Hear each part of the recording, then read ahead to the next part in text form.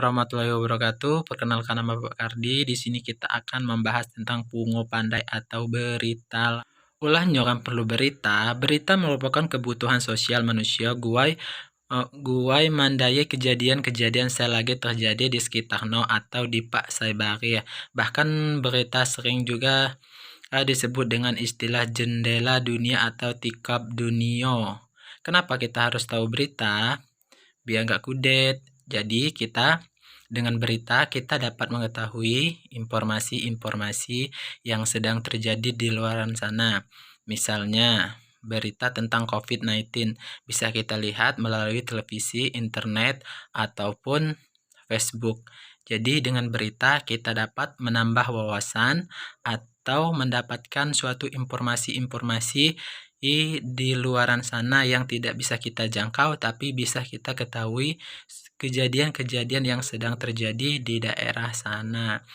Kenapa berita sering disebut dengan istilah jendela dunia? Karena dengan berita kita dapat mengetahui suatu informasi yang sedang terjadi. Maka dari itu sangat penting bagi kalian semua untuk menonton berita-berita agar tidak ketinggalan suatu informasi.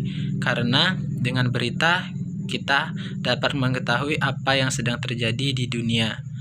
Maka dari itu kalian harus sering-sering menonton berita, karena dengan berita kita dapat mengetahui apa yang sedang terjadi. Pengertian berita. Berita berasal dari bahasa Sanskerta vita, yang artinya kejadian atau yang telah terjadi. Menurut Kamus Besar Bahasa Indonesia, berita berarti laporan mengenai kejadian atau peristiwa hangat. Jadi, pengertian berita ialah informasi teluk mengenai kejadian atau ide terbaru, saya benar, menarik, jamo, penting, gua, jimo, rame, baik secara langsung atau mak langsung. Tuh, kejadian saya apa terjadi. Yang pertama akurat, kejadian saya teman-teman terjadi, jamu terpercaya nyata. Yang ketiga, kejadian penting, bermanfaat dan menarik untuk umum. Jadi yang pertama berita itu harus kejadian yang benar-benar terjadi dan terpercaya, nyata ataupun fakta. Yang kedua, aktual, kejadian yang baru saja terjadi atau terkini.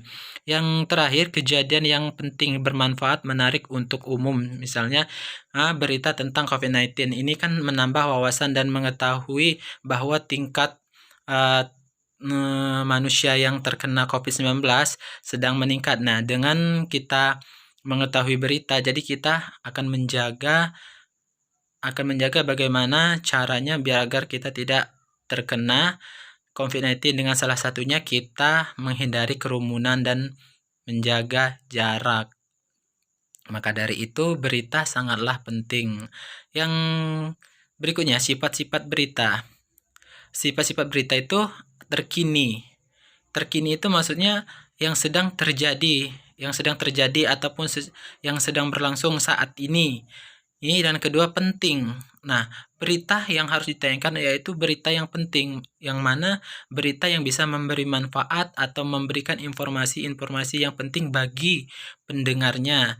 Akibat. Nah, akibat dari berita itu misalnya ada berita tentang COVID-19. Nah, di situ pasti ada akibatnya. Dengan kita menonton berita yang sedang membahas COVID-19, akibatnya kita pasti akan mematuhi bagaimana agar kita tidak terkena dengan COVID-19 tersebut. Yang pertama, jarak. Nah, walaupun kita di Lampung, kita dapat mengetahui berita-berita yang terjadi di luaran sana. Emosi yang pasti, berbagai macam orang yang menonton berita pasti ada yang namanya emosi. Yang selanjutnya, dari mana kita mendapatkan berita? Banyak cara kita mendapatkan berita, salah satunya Facebook, Twitter, Instagram, dan macam televisi segala macam kita dapat memperoleh informasi-informasi ataupun berita. Kenapa?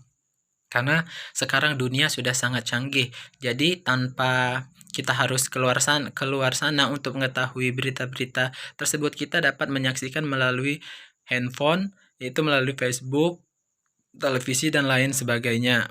Karena sekarang sangat mempermudah. Misalnya, ketika kita ingin tahu bagaimana cara untuk memasak, kita tinggal buka handphone, kita cari ini bagaimana cara memasak. Nah, dan di situ akan keluar. Jadi berita itu sangat mudah untuk didapatkan. Terus selanjutnya bagian-bagian berita. Judul, gambaran umum tentang keseluruhan berita, ulau berita, kepala berita, efektif, berkesinambungan, menarik, tempat, di mana atau di kedo, dan waktu kejadian, akun kedo, medo sako. Yang ketiga, terasa berita, ringkasan isai berita, apo, jamo, nyo, kejadian. Tubuh berita, penjelasan anja isi berita, ulahnya, oh, jamo, piro, penyelesaian.